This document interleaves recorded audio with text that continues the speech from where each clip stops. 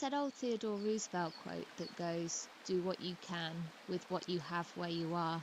And that's very much my approach to what me and the children tend to go out and do. The first day I started filming for this challenge, it had snowed. The children and I hoped the snow would stay till after school because we had grand plans to pack up water pistols full of paints and go and paint it. But unfortunately it had all gone. So what we did instead, we went for a walk and we found several big icy puddles. We pulled the ice out of those and decided to paint that instead. It was an interesting experiment. We never tried anything like that before. It certainly broadened our horizons. It was nice to try something new. Using what we had, we also put little bird feeders in our local woodland too. Finding the time to get outdoors after school is hugely important.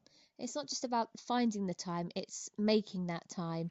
And we find that's easier done when we make plans with friends and head out with them. You're less likely to change that plan if you're committed to it with somebody else. With this in mind, we invited some friends for a woodland walk with us. They enjoy their crafts too, so what we did is we took the children for a walk around the woods and we gathered some lovely things that we found to make a wreath, which we then got together again the next day and sat with the children to make them. Making these wreaths was a nice way of bringing wild time indoors. Another great way of enjoying wild time indoors that we enjoyed this week was joining in with the RSPB's Big Garden Bird Watch. We made notes of the birds we saw as usual, but we also joined in with a sketch along too. We chose to share our birdwatch findings online and discover what other people were finding in their gardens.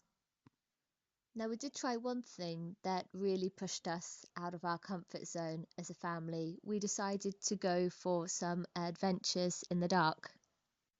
We packed up fairy lights, torches and lanterns and had lots of fun with these.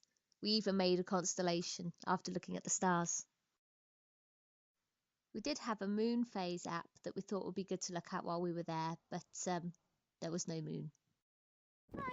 Right, you can't see much, but we're actually playing hide and seek in the dark on our local downs. We are listening for Adam, who is jangling his keys, and I don't know what I've just trodden in. Adam, jangle your keys! We can't hear them! Flash a torch!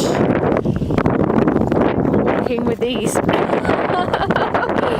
are we thinking? Oh, I think I found him! We really did have so much fun doing this particular challenge. Pushing ourselves to be out in the dark and in the cold was something we found really good fun and will definitely do again soon.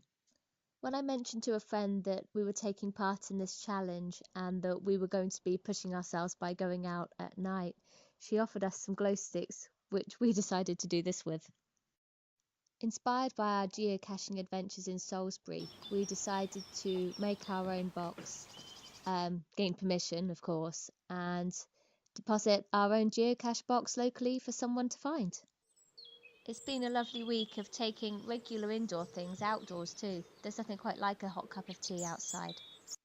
And we've gained so much from it. We've had so much fun. We've really kind of broadened what wild time is to us. We've tried lots of new things.